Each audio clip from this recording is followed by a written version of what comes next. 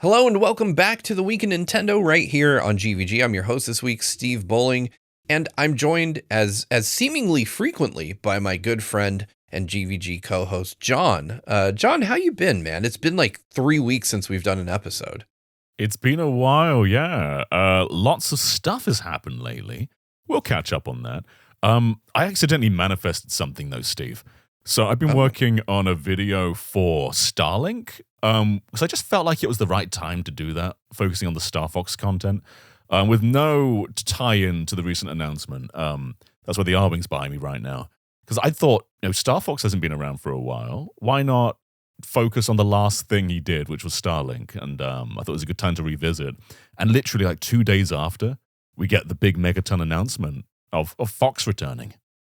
Yeah, you told me about this video, so I can vouch for this. John was like, I've just been really into Star Fox lately, and I want to explore how Starlink was a great Star Fox game, which is an opinion we both share. I have my own Starlink story. I was actually, weirdly enough, kind of in the room when that deal was made. What do you mean?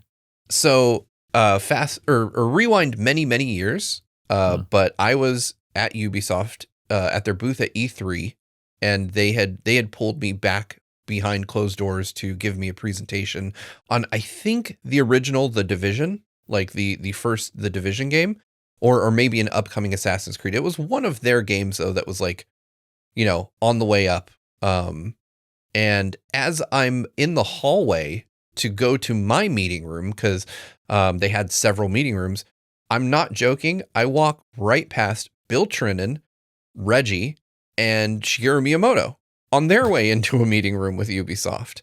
I learned later that at E3 that year, the same year that they had brokered the deal to put Star Fox into Starlink.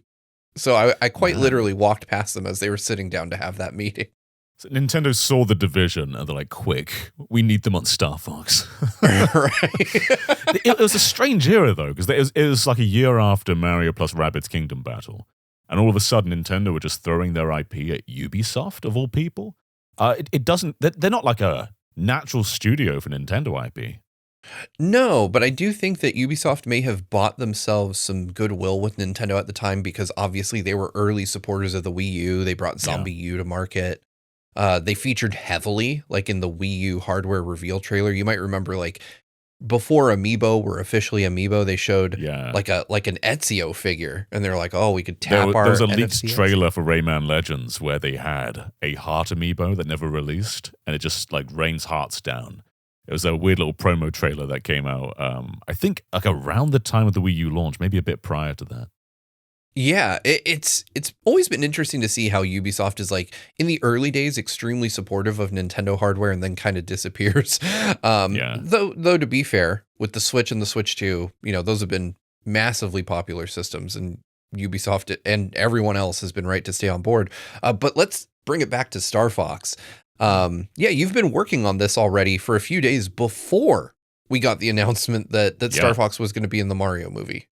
Yeah, I've been playing Starlink, played a little bit of Star Fox Zero for footage as well, which I know you don't love. I always appreciate it a little bit more every time I come back. So the first playthrough is the roughest, because you've got things like the gyro wing, which are really slow.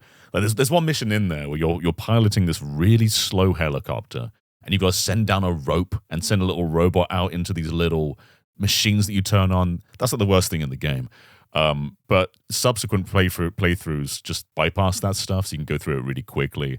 I like Zero enough, but Starlink is just genuinely a really cool game, and the Star Fox stuff in there is the best part of that game.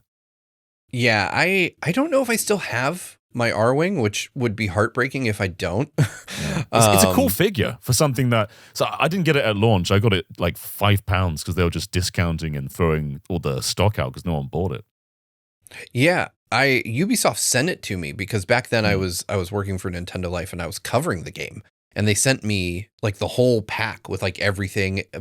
All I wanted was the R-Wing though. And the R-Wing figure is incredibly cool. Like it's the best Nintendo figure I think I own, and I have a lot. Like I have a lot of the Max Factory Nintendo Figmas and stuff. Yeah. But that R-Wing is just so nicely detailed, and I never cared much about the toys to life aspect of Starlink because to me it really was just like a Star Fox game.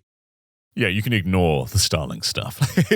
it's fine. But yeah, the Toys to Life stuff was actually quite interesting in Starlink because you open the R-Wing cockpit and there's like a little Fox figurine that you can put in there. And you can put like other Starlink pilots in if you want to. And you can put like little blasters on the side of the R-Wing. Like it's cool. But I think they were charging like £90 at launch, which was way too much money. But yeah, it hit bargain bins very quickly because Toys for Life was done at that point.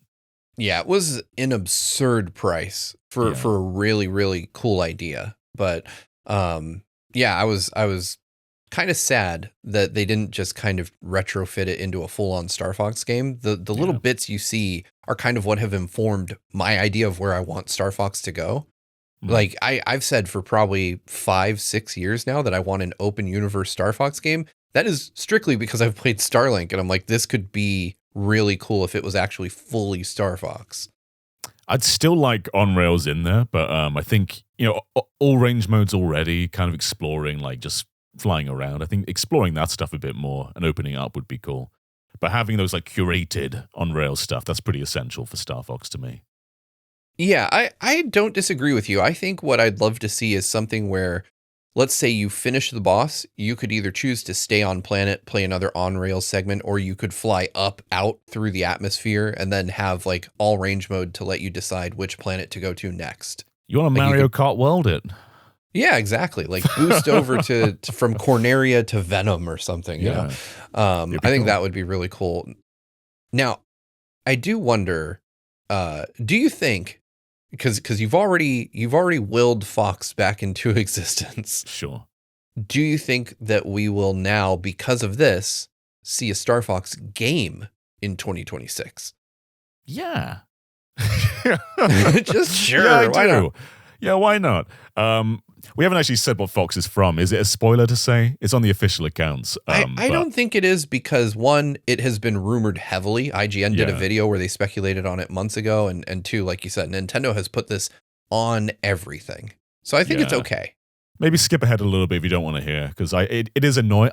I don't like that they shared it. It sucks that they shared it. I agree with that. This would have been a much more impactful moment had they not. Yeah, but if you skipped ahead, Mario movie. Fox is in the Mario movie. And like we already know of a few other cameos, like Pikmin probably scattered around in there. Rob is in the movie. But Fox is like the first tangible character, that otherworldly character. And it would be very, very odd to bring him back and not have a product to sell. That's the end goal, really. It's selling more games, and there's been no Star Fox game in like what Zero was 2016. So we're talking 10 years ago. Yeah, I hate that. I hate that it was 10 years ago.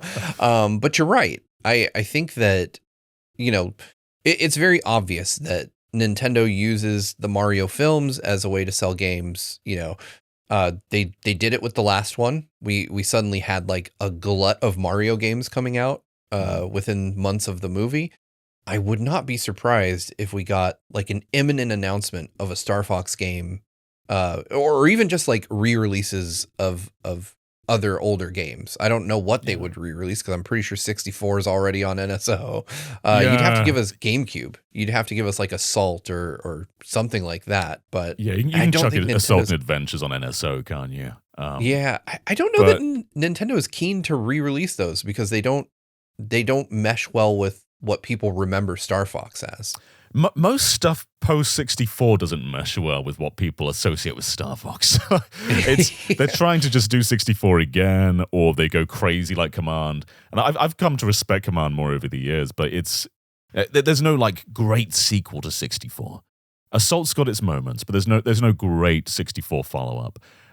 So I hope if they do a new game, whatever it is, they don't just try and be 64 again. They properly follow it up with new settings, new stories, new characters, new ideas. Just don't keep doing the same thing again.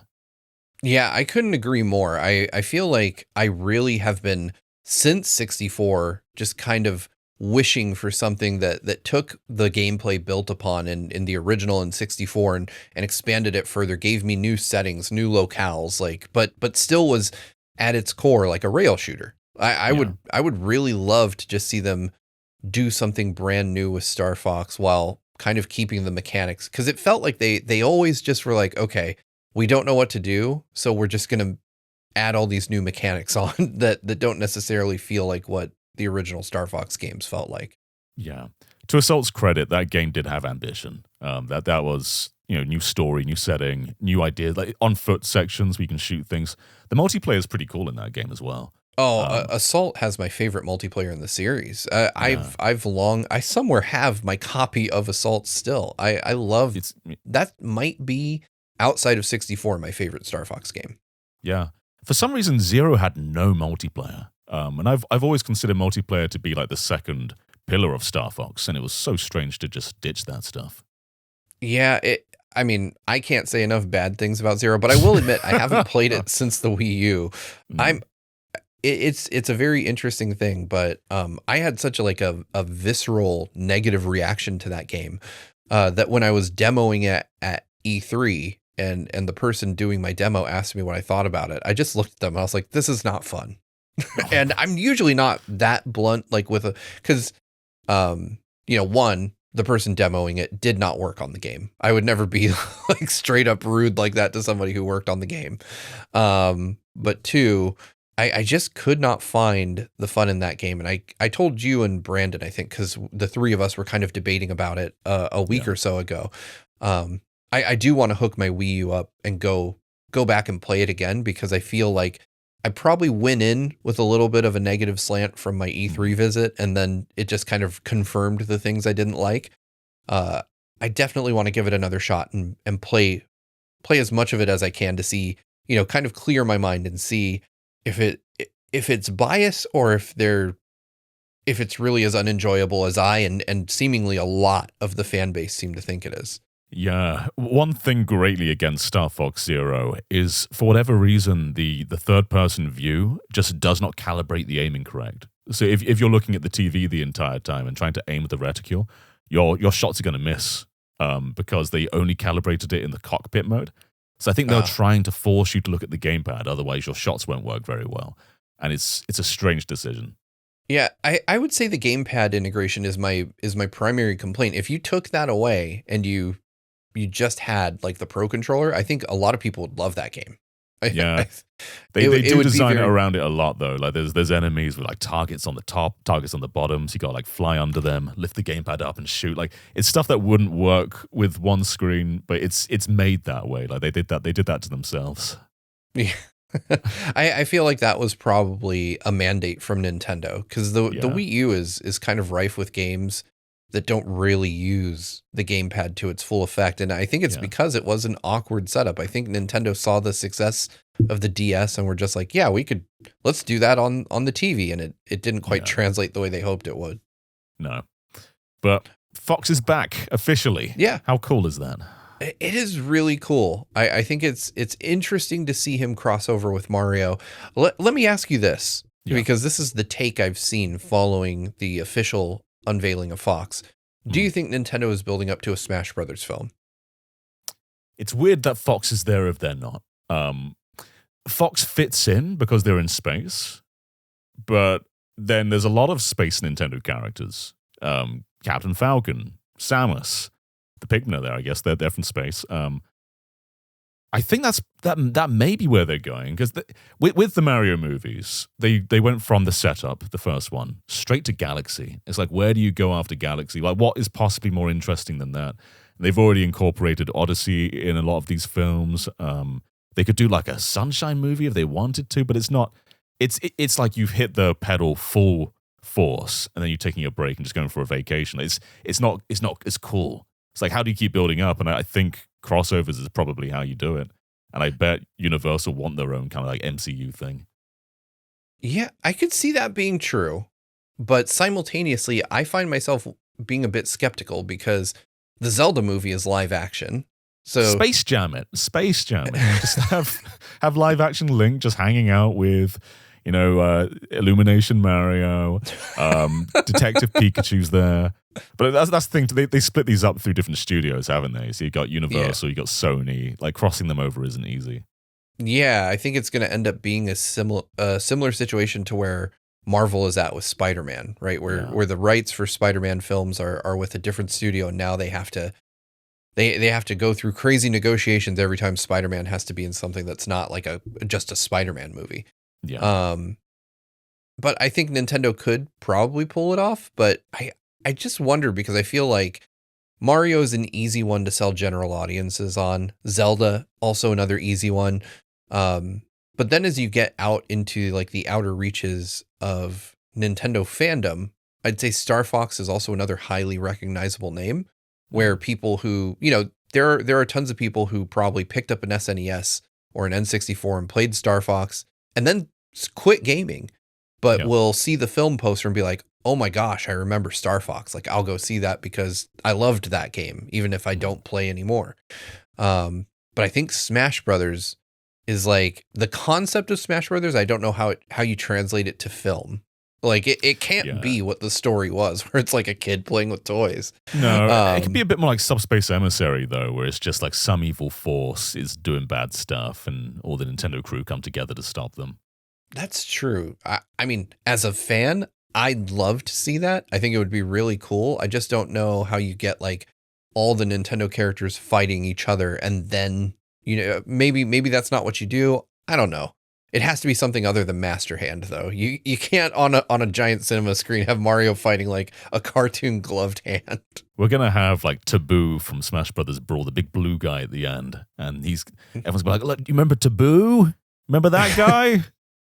What did he even do? Like, he just sort of stood there at the end, and then you punched him, and then the credits rolled. I guess you know what you could do. You know what you could do. You could kind of chop up Bowser's Fury. And then have like Giga Bowser be the boss, like the big bad of the whole Nintendo universe, and he's taking on everybody. I think maybe that's where you would go. You get like God Killer Bowser in there, and he's just giant, and Mario's not a cat. We're gonna get to the point where we're gonna have these dumb post-credit scenes where like custom Robo comes out of the screen, and then everyone pretends they know who he is, and they clap and. It's going to be something like that. But all right, we've probably talked enough about the Mario movie. We will have, it is near the end of March now. So quite possibly on the next episode, we'll be talking about the Mario movie. Well, speaking about end of March, though, we're coming towards the end of this fiscal year, aren't we? Which is when Nintendo said that they wouldn't raise the price of Switch 2 this fiscal year. And we're like 4 days out from it ending. Yeah, and this is interesting because as of the recording of this podcast episode this morning, Sony has come out and dramatically increased the price of all of their PS5 hardware. I know here in the US, the PS5 Pro is now $899. That is a sharp increase. $200 more, right? Was that $700 at launch? It was $700. That's a $200 increase in the hardware. John, do you know what the situation looks like over there in the UK for the pricing? So yeah, PS5 is $569.99 now. PS5 Pro is $789.99, which it's a similar price increase to what you're getting in the US. And it's bewildering. That's so much money. And it's got to the point now where if you're an early adopter, you're now saving money. Like you're getting the better deal to get it at launch. Whereas it used to save hundreds and hundreds if you waited a few years, and now that's just not the case. What a crazy world we're in. It is wild. People are talking about the next generation as well. It's like you want another console that's going to be even more expensive than this? Yeah, I can't say that any of this makes any sense. This is so I've got the full list of prices here. In the US, the standard PS5 console, like the disc edition, is $649, and the digital, which was $499, is now $599. Yeah. So they increased the disc-based price by I think $50, and then increased the digital price by $100. Um, this is nuts. Like we are in an unprecedented era where game systems are going up in price as time goes on, as opposed to down. This is a 6-year-old console. This would generally be half the price that it was at launch by now. It is ridiculous. And obviously there's a lot of factors. There's tariffs, that's one factor, but there's also just the whole chip situation globally where RAM is more expensive. Everything is more expensive. And it's not coming down. A lot of it is because of AI, because of how much the power that's using and how many components are being put in to run all this stuff. So on a consumer level, some companies just aren't even selling stuff to consumers anymore. A lot of it's just going to corporations. So we have crashed so badly. We're now just getting consoles as like a premium thing. This isn't something just anyone can come into anymore. Right. Gaming is more of a luxury now than it probably ever has been in our lives, which is nuts. I feel bad for children who, want to get their hands on consoles, because it's becoming out of the reach of parents very quickly to buy a kid like if my daughter asked me for a PS5 and it was $900, I'd be like, I can't get you a $900 Christmas gift. That's crazy. I think most parents are probably in that same boat. Like most kids don't get like 1,000 dropped on them for a holiday or a birthday. So we're and this is quickly becoming like an excessively premium price point, right? Like I would say when the PS5 launched in 2020 at $500, that was kind of a head scratching number. Like, that felt expensive. Yeah, and now we're expensive.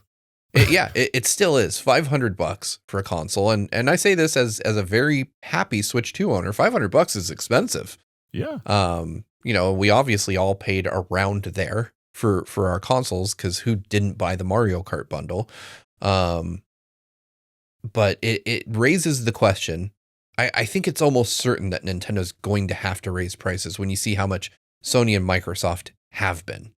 Yeah, your Xbox have done this as well. I think the PS5 is now, I think, in the sort of same price range as Xbox is, because that's been higher for a while now. But yeah, Switch 2, like since that came out, it was around the time when they announced the price that things were going really badly in the industry, where like prices were skyrocketing. So we've all seen this coming. The writing's been on the wall. It is going to get more expensive. Like that's undoubtable. If they manage to just go through all this without raising prices, then all the power to them. I'd love that, but that's not going to happen. Right. I don't see Nintendo not raising the price. I mean, they've been very clear in their messaging that there was a good chance they were going to. They were like, oh, well, we can't guarantee this price forever, and we'll give you until X day. And that day, like you said, John, is very rapidly approaching. We've got just a couple days left. And I do find the timing of Nintendo's announcement of a reduction in game prices for digital games to be a bit suspect on that front. It's almost like here's a little bit of sugar to take with your medicine. So we've had this in Europe since Switch 2 came out, like 9 months ago, I want to say. And their wording's interesting around this because it doesn't reflect what we have here. So right now, if you were to look at Donkey Kong Bonanza or Kirby Air Riders or any premium game, we basically have a large price for the digital version. Like I think it's like around £58.99. So that's more expensive than a Switch 1 game. And then the physical version is something like $66.99. Now, in Europe, retailers are very competitive and they still undercut the digital version regardless, but that's what Nintendo sells it at. But then Yoshi and the Flippin' World, whatever it's called, Yoshi's Flippin' Book, that game is cheaper than digitally. Like the digital prices of DK Bonanza, Mario Kart World, Kirby Air Riders, they're more expensive than Yoshi's Flippin' Book. So that game is a budget game. So using that as the way to judge what all pricing is going to be, I don't think is going to be accurate. And we're not really going to know their path until we see another premium game from them. But I would be surprised if everything is $60 from now on, because Yoshi is just budget worldwide. So let's get super specific here, because this is new for those of us on my side of the pond. How much is the physical versus the digital for Yoshi and the Mysterious Book, I think, in the dollars UK? or in pounds? It's how much? Sorry, in dollars or in pounds? Oh, let's go with in pounds, and then yeah, I'm curious, like, because Mario Kart in the UK is what, £70 physical? Yeah, let's get all these prices. We'll keep this as fact checky as we can. So for Yoshi and the Mysterious Book, if you want the digital version, that's £50, $49.99, and the physical version is $58.99. And if we were to look at Donkey Kong Bonanza, which I will get up as quickly as I can, there it is. So DK Bonanza for the digital version is the same price as the physical Yoshi. So digital DK Bonanza is $58.99, physical is $66.99. So everything is around £10 more expensive than Yoshi is. So and if I remember correctly, I think Yoshi is 50 digital, 60 physical here in the US. I could be wrong. I think it's 60 digital, 70 physical. Oh, that's very interesting. Yeah. So yeah, that's an interesting point of view, because Nintendo has obviously come out and said, no, we're only reducing digital. We're not masking a price increase, right? Which is true for Yoshi. Yeah, which is true for Yoshi. But I do have to wonder where this leads us, right? Because obviously this is how it should have always been. I think digital games always should have been cheaper than physical games. Yeah. But are we really getting a discount, or are we getting kind of, the prices are now going to be $70 standard at retail for almost everything, and it's just 60 digital, right? Because it is interesting. The exchange rate is heavily in favor of the British pound right now. So, but it still doesn't feel like £48 should translate to $60, and maybe it does. Currencies are all over the place. Yeah. Yeah. So we'll have to watch over the coming months to know how it's really going to play out. For me, I think they're not lying, because they are saying that there's a reduction to digital, which is very true for Yoshi. And I think every existing game is going to stay as it is. I think that's true. Right. For the future, I think they're just going to follow what Europe does and price things that are premium, like DK, Kirby, Pokemon. I think they're all going to be higher. So my expectation is $70 digital games, like they currently are, and then $80 physical games. We'll see if they do that, but that's exactly how Europe does it. So that's what I think is going to happen. Yeah, it's an interesting thing to consider, because obviously, then it doesn't feel, too great. I'm very interested to see what Nintendo does, and like you said, we'll have to wait for the next big game from Nintendo to really make this determination. I wonder what kind of knock-on effect this is going to have on other publishers on the Switch too, because obviously, it's going to be interesting to say, like, oh, well, Nintendo gives you $10 off on digital, but am I going to buy Pragmata digitally for the same $70 that you're going to charge me to pick up, the key card? Unfortunately, there's not a physical, but I do wonder if that's going to do that. But it's kind of a strange situation with the Switch 2, because I feel like they probably want to. I anticipate that they're softening us up for like a increase in the price of the hardware by saying, like, hey, we made the digital games cheaper because you're going to have to spend $600 or who knows what on the console itself. Yeah, that is very possible. And I think you made a very good point about how this should be the way. It should be that digital is cheaper than physical, because with physical, you're paying for packaging, you're paying for manufacturing of cartridges. Like, just logistically, logically, it makes sense that you would pay less for something that isn't tangible. So I'm in favor of that stuff, especially when retailers are still competitive about it.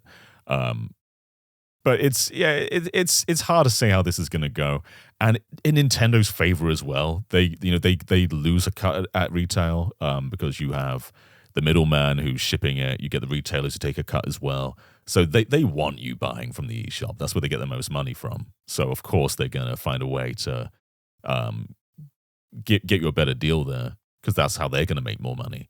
So this could also just be a way to funneling people to buy digital more often.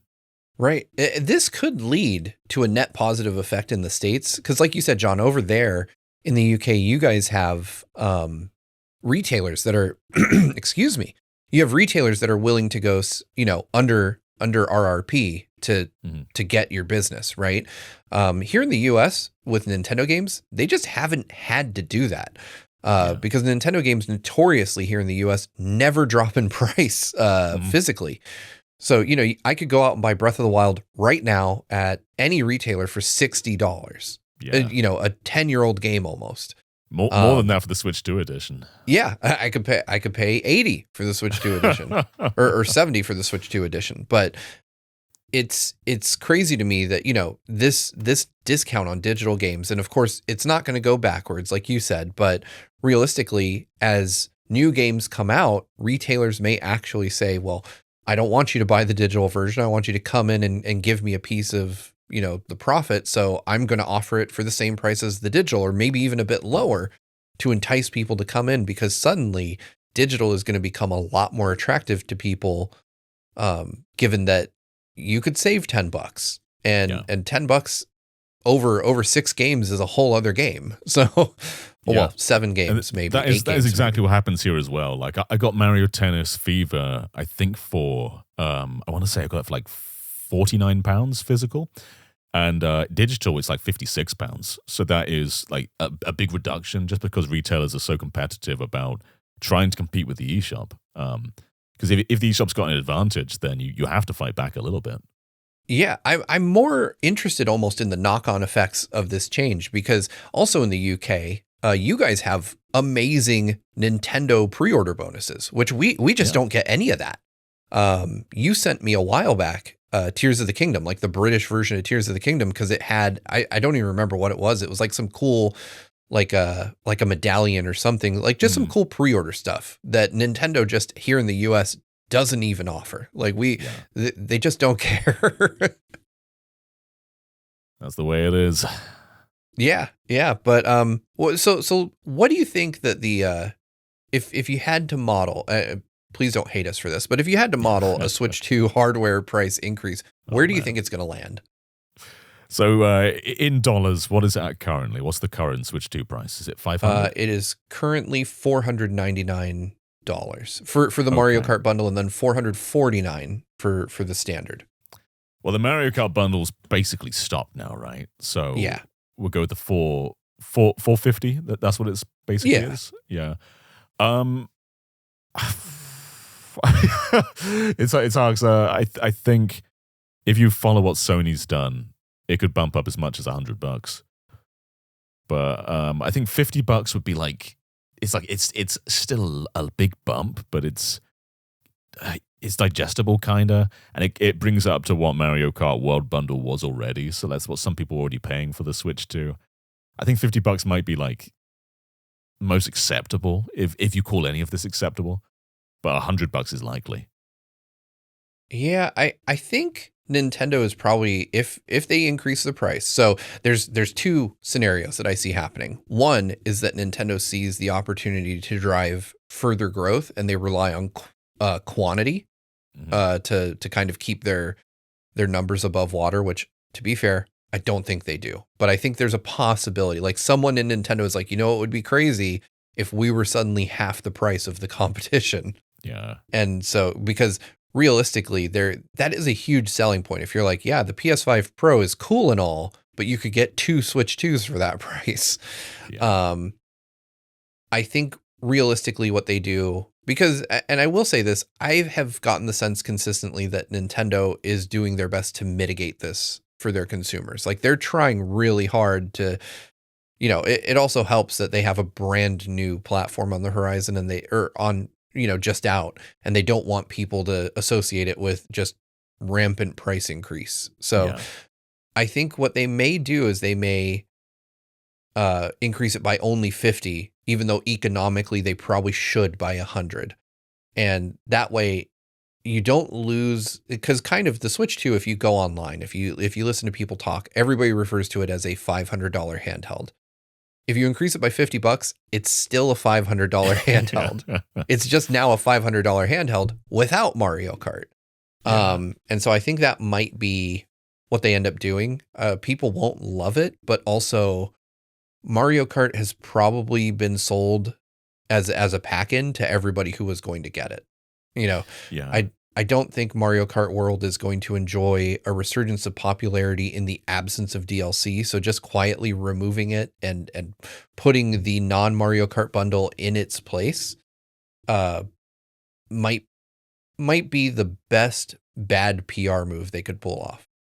Another nice thing they could do but won't do is just keep bundling games up with it, because that way you're eating the costs. But they know how valuable their games are. They know people are going to buy them. This isn't the Wii where it lived or died on bundling Wii Sports globally, at least in America and Europe. So I don't think they're going to do that. But it would be nice if they just continued Mario Kart World for a while. Yeah, you could even just, I mean, to be fair, there is an outside possibility that they say, you know what, we will technically, quote unquote, increase the price and actually offer Mario Kart for free as part of the bundle as opposed to as a premium, and just keep that going, because Mario Kart World is old enough now that you probably are seeing kind of rapidly diminishing numbers in terms of purchases based on that game.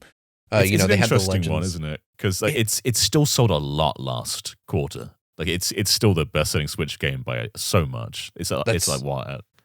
Like I gotta check this up now, but it's a lot. And like games like DK Bonanza diminished greatly. Like DK Bonanza sold like 300,000 last quarter. Mario Kart World's at 14 million. You could potentially do. What if you just made a DK Bonanza bundle then? Right? Maybe. Put in the game that's not selling, because I'm sure Koizumi's team wants more people to play that. And to be fair, I think Bonanza would be a great pack-in. Like, it's a really cool game that shows off, the Switch 2 hardware is capable of in a way that I think it does so a little bit better than Mario Kart does. Yeah. Hell, throw a welcome tour in there. Will that help? Or people no. It might turn people off from buying the console. Right. But so I think there's almost no way that Nintendo doesn't increase the price. I think it's really interesting to see what game prices are at. Because like you said, you guys, the rest of the world, have had kind of this disparity between digital and physical games for a long time. But here in the US, we're just now getting it. Nintendo of America has been really keen to like keep the US from getting any type of discount on games. Like it's been the worst for us for a long time. They do use us to experiment sometimes, though, because like your first $70 Nintendo game was Tears of the Kingdom. We had Smash Ultimate and Breath of the Wild before that were already that price point. That's true. Yeah, we did get a bit of a deal on those games, and we did have, like, in the Wii U days, we had the digital deluxe promotion, which everyone had. Yeah. But I wish little that guinea pigs when they want to experiment about whether this stuff is going to work or not. Yeah, I don't think anybody's going to complain about games being made a little cheaper, but it does feel like they're kind of just prepping us for the other shoe to drop. Yeah, something's going to happen. Yeah. But, speaking of things that have dropped recently, boost mode has been like a big thing for the Switch 2. And I referred to it as like the best feature nobody was asking for.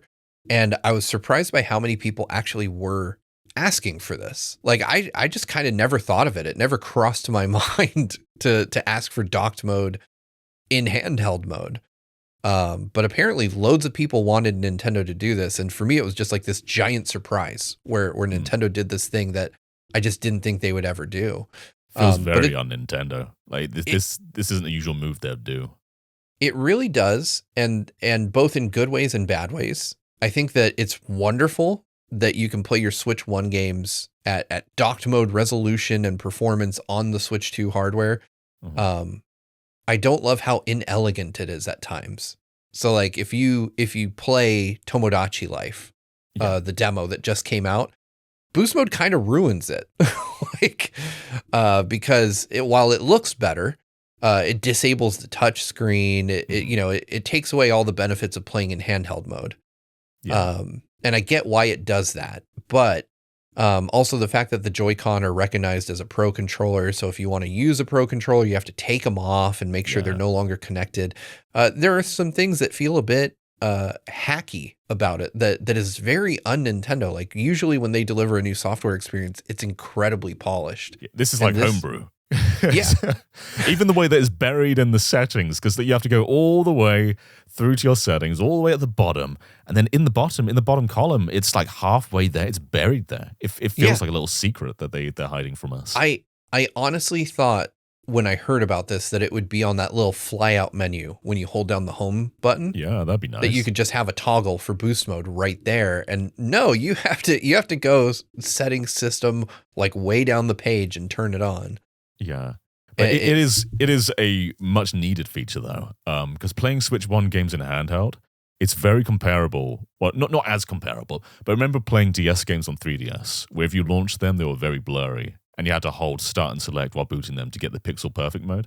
It's somewhat like that. And if you play any 2D game on Switch 2 from a Switch 1 game, you'll notice that things are blurrier than if you played them on a Switch 1, just because it isn't scaling the image perfectly. Whereas this just bypasses that. This just makes it scale like excellently while also getting the resolution bump. So it's universally great. The only real downside is battery life, because it plays more like a Switch 2 game than a Switch 1 game now. Right. Battery life takes a dramatic hit. I've seen some people saying they get as little as like an hour, 20 minutes on certain games. Oh, dang. I recently, we did our comparison video, and I recently have been playing a lot of MLB The Show for that video. And I have to say boost mode on The Show is the only way that game is playable in handheld mode. Particularly like when you're up to bat, you can see members of the crowd behind you as you're getting ready, or in front of the batter, but in the back of the image. And in handheld mode, without boost mode on, it's undiscernible what you're looking at. You just kind of see like a mesh of pixels and nasty, blurry stuff. And then when you turn boost mode on, it's like people. They become people. I find a lot of the time when I turn boost mode on for certain games that it just makes such a dramatic improvement that it's really difficult to want to play without it. So I usually just end up plugging in so that I can play for as long as I want and enjoy the much better visual presentation.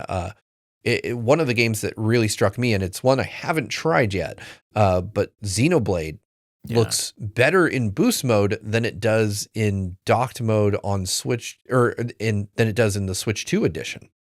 Oh, yeah, X for sure. Yeah, because you have none of that weird filter stuff. But handheld mode specifically in the definitive edition is so noticeably bad. We've seen lots of comments about this in our videos where some people think docked is okay, even though it's still got problems. But most people can look at handheld mode and say that is not good. Whereas if you eject the Switch 2 edition and go back to the Switch 1 version, you just get a universally better looking image. Crystal clear at 1080p, looks great. You can zoom in all the way, still looks fantastic.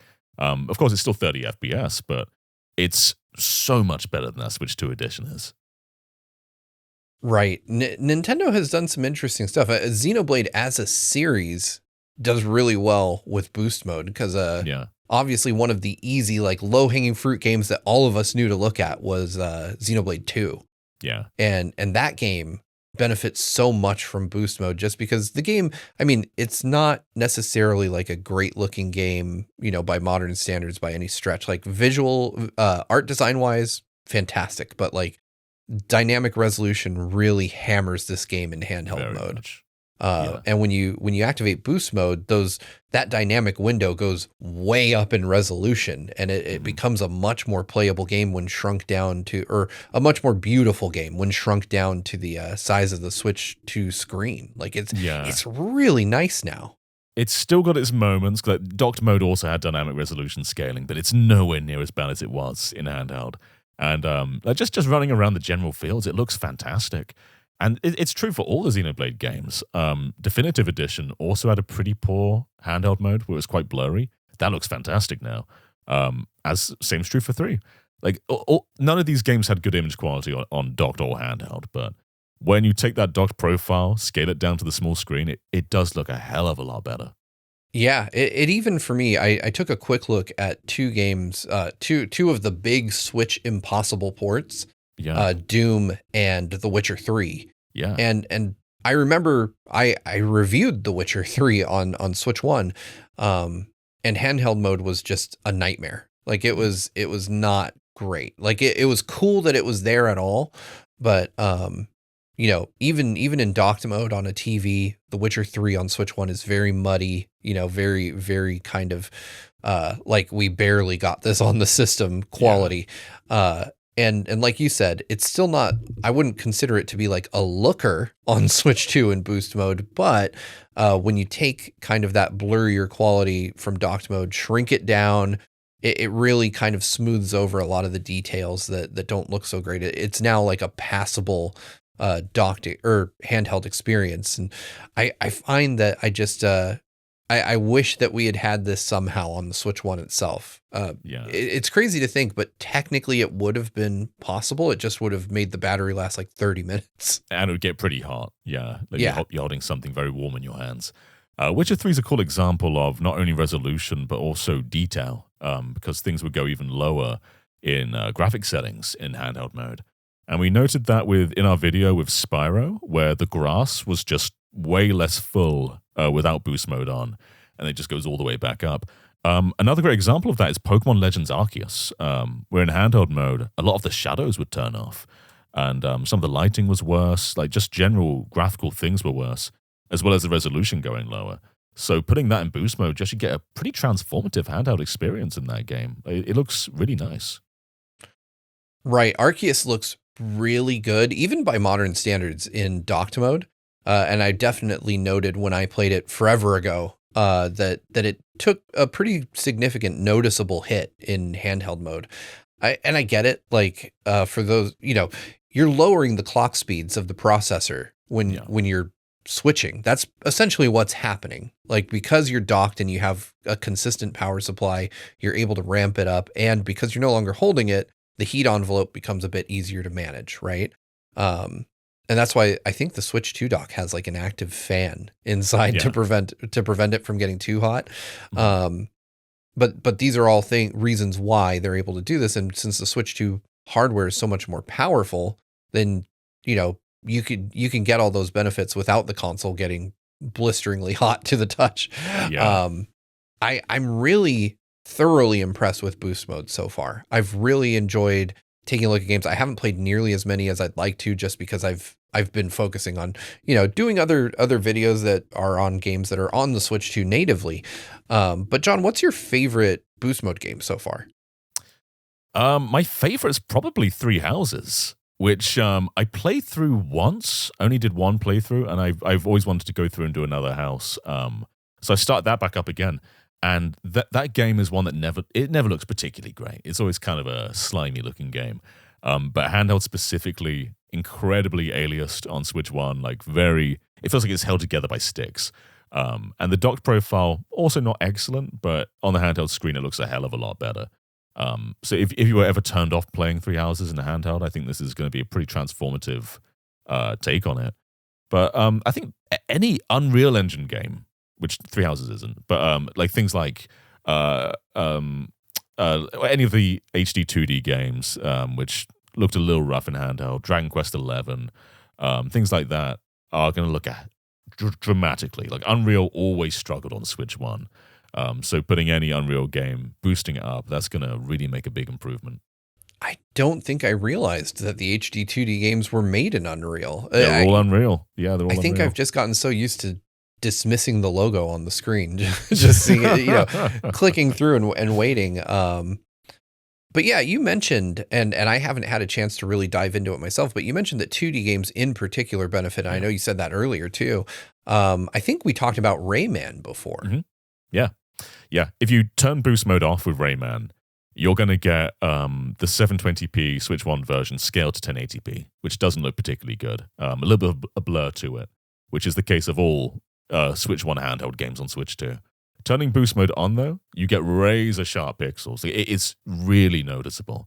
And you wouldn't think it would be, because level of detail isn't changing. It's just resolution. But the way that the pixels scale to the screen is one of the largest increases I've seen in boost mode. It's really noticeable. I tried this with Ori as well, and that was also incredibly, that's a huge jump. Yeah, that makes sense too, because obviously I don't know. Do you have a 4K TV, John? I feel like this is a question I have to ask most people. Yeah. So you've probably played like 1080 content or even 720p content on your 4K TV, and it is noticeably worse. Yeah. I think what you're seeing there is because you're going to the native resolution of the panel in handheld mode. So it should have a pretty dramatic effect, especially on 2D stuff where it's much easier to discern. Because I was playing a Switch 1 game on I have a 65-inch 4K TV in my recording area, and it is really tough sometimes to look at a game that runs at sub 4K resolution and evaluate it fairly because I'm like, it looks blurry. So I tend to play it back on a smaller screen and or a 1080p display that I have and then evaluate it that way, because I don't want to be like relentlessly negative about certain games because they're running at a lower resolution than my TV allows. And I tend to be very sensitive to those things. I think most of us who play games all the time tend to be pretty sensitive to resolution changes. But I need to go back, and I really want to try boost mode for some of the Capcom fighting game collections and see how those look, because I think those would do really well. Yeah. Yeah, there's a hell of a lot of pixel games on the Switch too. Or Switch 1 as well. A lot of indie games are going to look spectacular, like Stardew Valley, which has a Switch 2 edition now. But that's another point. Whereas a lot of the point of Switch 2 editions is you get like a 1440p bump in docked, but they always advertise it as like 1080p handheld. Whereas like now everything is. Like with Mario Wonder, if you're a handheld only player and you don't care about Bella Bell Park, you can just boost mode it and you're still getting that resolution boost.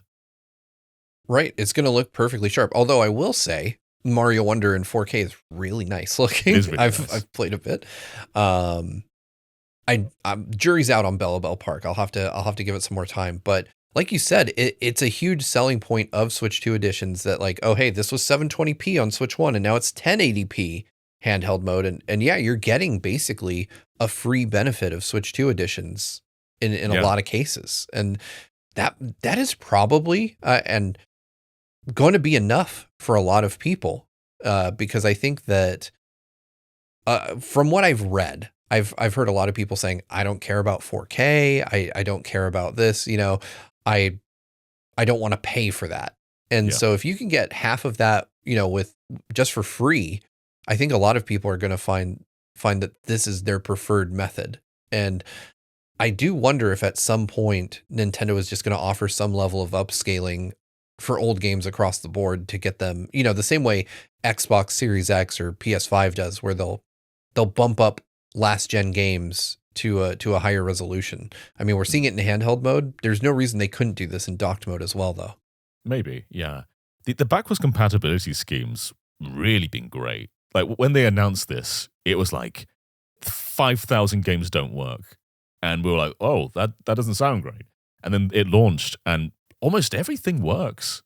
Almost everything works. Like there's so few backwards compatible games that you can put in your Switch 2 and it won't boot. Like there's still a few, but very few. And now we've gotten to the point where not only are they working and they run at a higher FPS, but you can also make them look better in handheld. Like this has turned out fantastically. Right. This is an interesting time to be a gamer overall, because this current generation of consoles is, in my opinion, the first one that truly replaces the ones that came before. PS5, I haven't had to hook up my PS4 to play anything. And I know there are games that don't work, but in my library, there's nothing. Same for Series X. I can play all of my Xbox One games. And now with Switch 2, I can't think of a single game that I have digitally or physically that I can't play on my Switch 2. I still have my Switch 1 and I probably will forever, but I haven't had to use it unless I'm very specifically trying to see if there's any performance difference between Switch 1 and Switch 2 playing that same game. Yeah. But Labo beyond that, VR my Switch 1 was is... But then they released the Virtual Boy Cardboard, which is Labo VR. So that works now. Yeah. So I don't know that there's any reason to really hold on to unless you're just wanting it for your collection. But I don't know that there's any reason to hold on to your Switch 1 if you have a Switch 2. There's one reason I can think of. The OLED. So Switch 1 OLED is still better for handheld. Like you can boost things to 1080p on Switch 2, but in terms of image clarity, image vibrance, the pure blacks, that is still better on OLED. And the Switch 2 screen, even though it's 1080p, even though it's 120 hertz, it's still not great. Like it's still quite a blowy looking screen. It's very interesting that you mentioned that because in my testing for, again, MLB The Show, I went back to my Switch OLED. And when I first got my Switch 2, and maybe it was just the hype of having like a new piece of hardware and being really excited, I really liked the screen. And I've been playing on it exclusively for, 7 months now. But I dug out my Switch 1 OLED and started playing on that. And I was blown away by how much better the screen is. If you just flip through your icons on the menu, you're like, wow, this is so much smoother than what I'm used to. Yeah. It just feels nicer. It is a much more premium screen. I will also say this, and maybe this will get me some angry comments online, but the form factor of the Switch OLED is so much nicer. It is thinner, it is lighter, it is nicer to hold, and plus it feels a bit more premium in some respects than the Switch 2, because while you do have the plastic picks, you have the metal back, and that feels really nice. The only thing that I would say though is the Switch 2 has it hands down on the Joy-Con. Like the Joy-Con feels so much better on Switch 2. It's weird to go back to the first Joy-Con. They feel so small. Especially when you're doing split Joy-Con play, like you just hold it on its side. It feels like you can barely grip that thing. I want to ask for a Switch 2 OLED because that would fix everything I have, like any problem I have with Switch 2, but this is just not the time with how bad everything is. Right. I was talking with Brandon about a potential, the potential release of a special edition Switch 2. I was like, I don't know what the game would be that would carry a special edition at this point. And Brandon was like, oh, but it would have to have a bigger battery or something for me to buy it.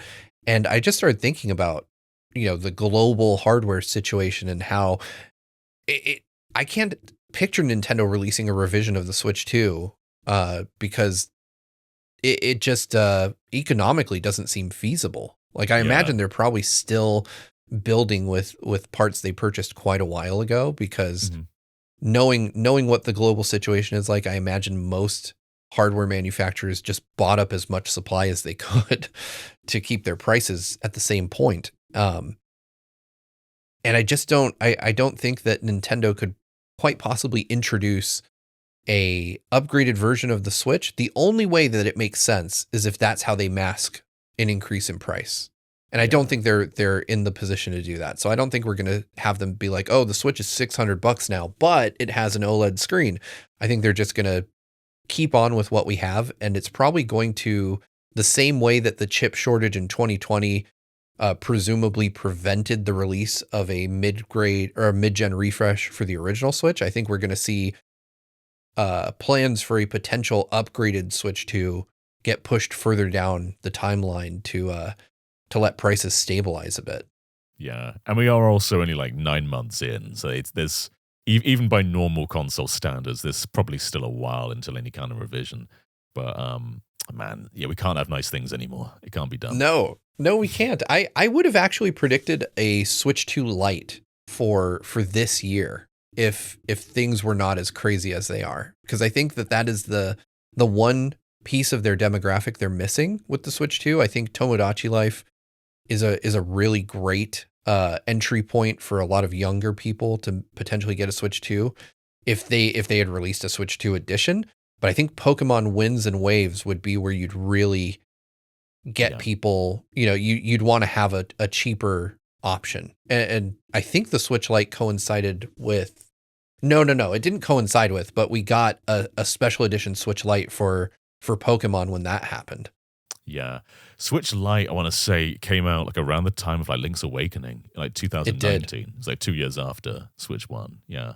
It did. And you and I both got one. Yeah. and it weirdly enough, they sent it with Mario Kart. At least in the US, that's what I got with my review unit of the Switch Lite. Did they send you a game? They didn't give us anything. No, they didn't give us anything.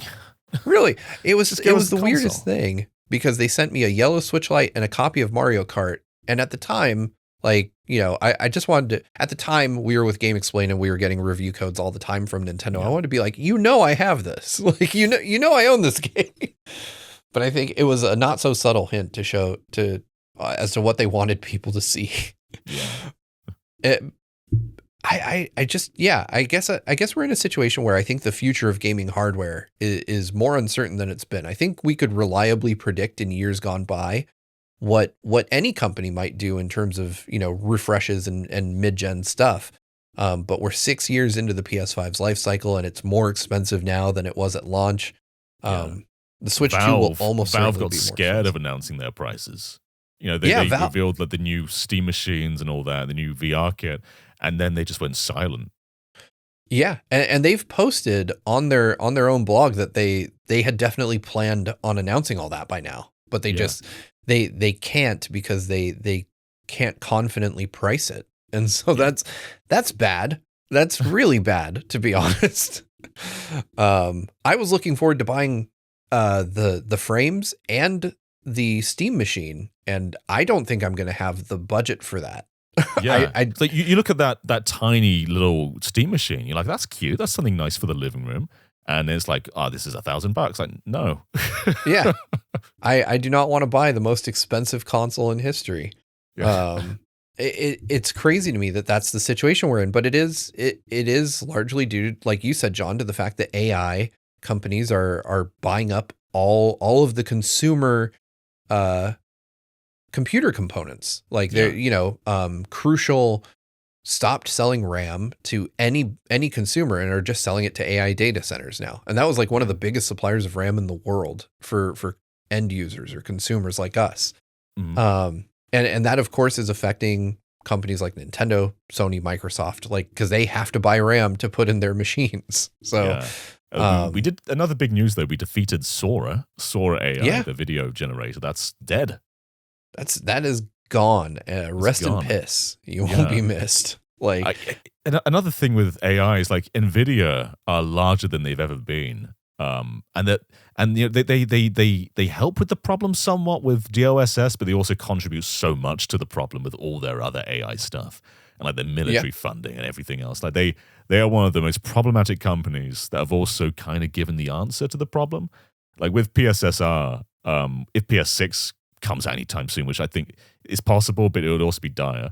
I think a lot of that hardware boost wouldn't necessarily be that much stronger than PS5, but it would just be like relying on upscaling now rather than like raw power. Yeah, it's interesting to note that NVIDIA didn't even release new GPUs this year, and that's the first year in a long time that they brought back old that. GPUs.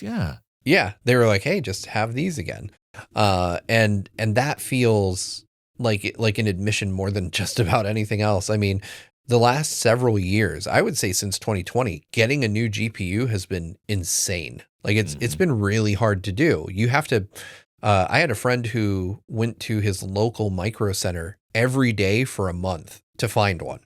And when he did, it was about $500 more than he had planned on buying. And he just did it anyway, because he was sick of waiting. I can't I can't imagine where it goes from here, but I do think that there's, an upside to all this. Like, people are very upset, and I believe understandably so, about DLSS 5. I don't think it looks good. I think it's a really, it takes away the artistry of games. And that to me is inexcusable from a company that makes their money off of the gaming community. Yeah, they also lied about it. They said it just their words were it just considers vectors and then calculates lighting based on that. It's actually drawing new 2D images like on the fly. So right. it's generating. It was a bold-faced and obvious lie. Like it was a lie a kid would tell. and it was embarrassing, like as someone who, has eyes to be told that. I don't generally get like really in my feelings upset about things companies do, but I was pretty pissed off by this one because, it took 2 seconds of looking at Grace and anybody knew that was generative AI. Yeah. It's just not the same person. Yeah. Yeah. And I'm not going to throw any shade on our friends at Digital Foundry, but they definitely stepped in it there with that one. It was not a good take, but I think that the weird thing was, I saw a picture from Gene Park from the Washington Post, who was at Capcom's office, I think, and they had like an actual like real life statue of Grace, and he's like, it's weird how the real world Light doesn't put makeup on her. Very good. Yeah, so I don't know. I think we're in an interesting place, but I think NVIDIA has probably created more. I think this may end up being a net positive, because I think NVIDIA has already probably realized that this is not going to go over very well, and that they're going to alienate if they don't care about us, their consumers, they're at minimum going to alienate the people who create the games that, NVIDIA's GPUs take advantage of. And it's going to lead to quite possibly fewer deals with developers to implement features like DLSS in their games, thus reducing the effectiveness of their marketing and branding, because they can't say like, oh, big AAA game coming out this year heavily leans on DLSS, because people will not want to use those features any longer. Yeah.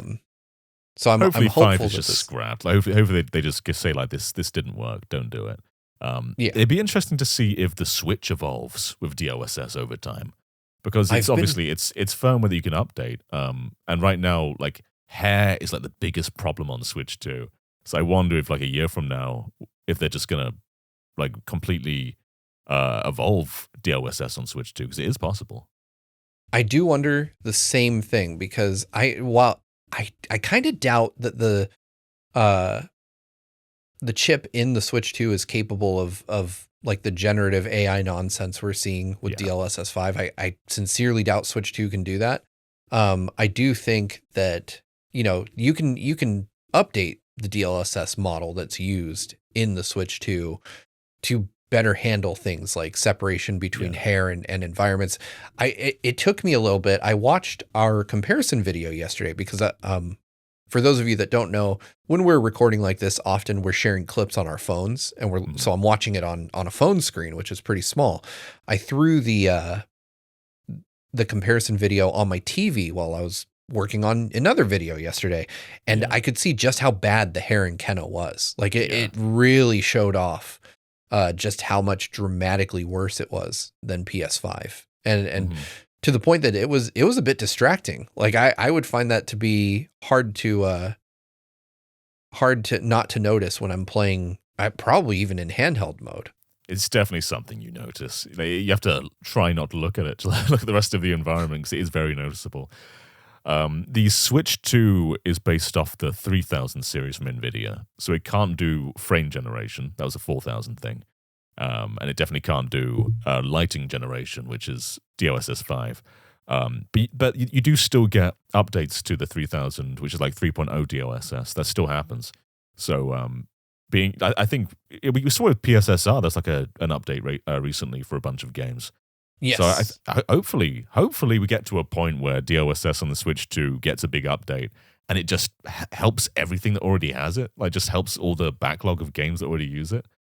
Hopefully that happens. I do wonder. I think that DLSS 3 could be improved. I think DLSS 3 is where the sweet spot was for me. As somebody who doesn't really love fake frames. Yeah. DLSS 3 was kind of like the down homey version, where it was just like, we make things look better without changing anything. Yeah. And I liked that. Like, it was just super resolution, right? And so it's nice to kind of have the ability to have it bump up the resolution so that you're running at a lower base. And I think that's really what most people want. Like, I don't like the idea of frame gen. I think frame gen is a lie. Like, you're basically just, the game runs smoother, but half the frames are AI, Yeah. Whereas with DLSS, you're just taking a lower resolution and upscaling it. And frankly, if you don't like that, you're not playing games at all, because every single console uses some type of upscaling since the PS4. So, PS4 Pro did, we called it checkerboard resolution back then. And so now we're really just seeing more advanced versions of that. I would love to see them tune the models for DLSS 3 on the Switch 2 to just be better about things that are on the fringe of a character. Like you said, hair, or where like, you know, Virtual Fighter 5, we saw it yesterday where like you've got the pixels around the character's arms for some reason. Yeah. Like I would love for them to better detect that and smooth those features out so it feels a bit less obvious that there's upscaling going on. Yeah. But yeah, this is the future though. The future is we can't afford hardware, so we've got a AI what we have already. It's not the best place to be in. It's an interesting thing. So I told you about this. I haven't mentioned this on any of our shows yet, but I was shopping for a laptop. I recently picked up like a Windows laptop, and traditionally for me, I've always been like desktops are PCs and laptops are Macs. But I had a bit of an issue with the Animal Crossing video I was working on where my MacBook just ruined everything. So I was like, you know what? I'm going to get a PC laptop. And I've never shopped for one. And I started seeing just how much they market AI and all this stuff. They were like, oh, it has an AI NPU that does this. I was like, I don't care. I don't want to know about any of this. But it's been interesting to me to kind of see where performance is measured and how it's measured these days, because you get a lot of AI performance metrics that I don't think anyone understands. But then you also, when they talk about games, they show you what it will be like with DLSS 4 frame gen on. And I'm like, that to me is not real performance, but okay. But yeah, I think that, you know, this is kind of where we're at, where gaming hardware is becoming incrementally better. It's no longer at the point where we're having what you and I would probably consider a generational leap. Yeah. We don't have like PS2 to PS3 happening anymore. It's more, we're squeezing more frames out. And if you really put pen to paper, the internals are maybe 30% better than they were. Yeah. It's more boring and boring every time. And whatever comes next with PS6, I don't even know if I'll care. I want to reserve my excitement. I want to be excited for the PS6 when that comes out. But realistically, I think we haven't reached a point, and I think that point is getting longer and longer in distance from each other. I don't think we've reached a point where I just feel like the PS5 Pro is not meeting my standards. You know, the Switch 2 meets my standards, the PS5 Pro meets my standards, the Series X meets my standards. I just can't, there's no natural thought process in my mind about this needs to change. I want consoles to do this. Consoles do pretty much everything I want them to do now. Yeah. That's a place to end a podcast, isn't it? Yeah, just we're up to nothing, everything's bad, but we're kind of content with how things are now. Yeah, you know what? Things are good right now. Prices are going to go up. If you have a console, hold it tight today. Yeah. Tell it you hold love on to it. That thing. That's going to be a big investment in 3 years' time. That could be the down payment for your house in a few years. Exactly. Yeah. If houses still exist. $700 for a PS5 Pro, nothing. That's going to be $2,000 in 2 years. You could trade that thing in at GameStop for a Toyota tomorrow. Exactly. But I think that's going to do it for us for this week. We have a video going live soon on our Patreon, in which John and I explored London looking for sex. Yeah. You can find that this weekend over on patreon.com/gvgaming, where for as little as $5 a month, you can get each and every episode of The Win a day early. So you're probably listening to this a couple days in advance before that video goes up. And you can get exclusive videos like John and I looking for sex in London, if that's your thing. Feel free to check that out. If not, we appreciate you watching, listening, wherever it is you are. Hope you all are happy, safe, and healthy. And we'll see you guys next week right here on The Week in Nintendo, where we'll be talking about the Mario movie. Until then. There's going to be no elaboration on looking for sex, just leaving it there? We're leaving it there. You have to sign up to look. All right. If you want to see us look for it. Sorry, Roxy. Sorry, Rosie. All right. Bye, everyone.